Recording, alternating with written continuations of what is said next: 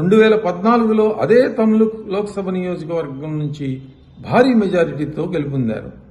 2016లో జాతీయ రాజకీయాల నుండి మళ్లీ వెస్ట్ బెంగాల్ రాజకీయాలకు వచ్చారు. ఈసారి నందిగ్రామ్ నుంచి ఆయన ఎమ్మెల్యేగా గెలిచి మమతా బెనర్జీ కేబినెట్లో రవాణా శాఖ, జలవనరుల శాఖ మంత్రిగా చక్రం తిప్పారు.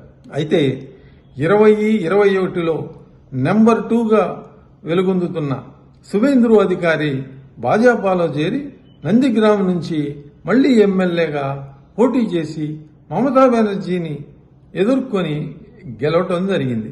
ఇది జైంట్ కిల్లర్. అప్పుడే శువేందు అధికారి భారతీయ జనతా పార్టీ ఆ ఎన్నికల్లో అధికారంలోకి రాలేకపోయినప్పటికీ శువేందు అధికారి మమతా బెనర్జీని ఓడించడం ద్వారా జైంట్ కిల్లర్ మొదటిసారి అయ్యారు.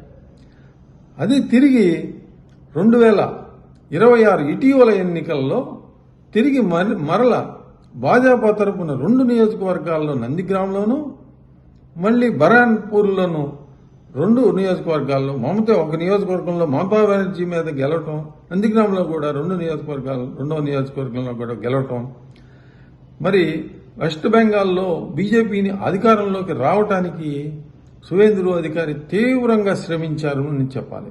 శువేందు అధికారికి జైంట్ కిల్లర్ అనే పేరు ఊరికే రాలేదు. ఆయన 2 సార్లు హిస్టారికల్ విజయాన్ని సాధించారు. బెంగాల్ను 34 ఏళ్ల పాటు పరిపాలించిన లెఫ్ట్ ఫ్రంట్ అంటే కమ్యూనిస్టుల కంచుకోటను బద్దలుగొట్టిన నందిగ్రామ్ భూసేకరణ ఉద్యమం వెనుక అస్సలు సిస్సలైన మాస్టర్ మైండ్ శువేందు అధికారి.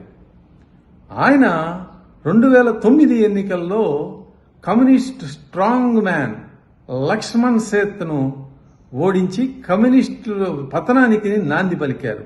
ఎక్కడ? నందిగ్రామ్లోనే. జైంట్ కిల్లర్ అని మొదటిసారిగా అన్నది 2021. ఇది దేశాన్ని ఉర్రూతలొగించిన ఘట్టం.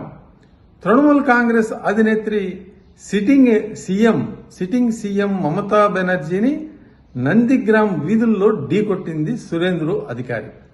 కేవలం 1956 ఓట్ల తేడాతో మమతా బెనర్జీని ఓడించి దేశ రాజకీయాల్లోనే బిగ్ జైంట్ కిల్లర్ గా హిస్టరీని క్రియేట్ చేశారు శువేందు అధికారి. ఇక శువేందు అధికారికి ప్రత్యేకం అంటూ ఎవరు పొలిటికల్ గురువు లేరు. తన తండ్రి శిశిర్ అధికారిని చూస్తూ పెరిగిన ఆయన క్షేత్రస్థాయిలో పోరాటాలనే తన గురువుగా మార్చుకున్నారు.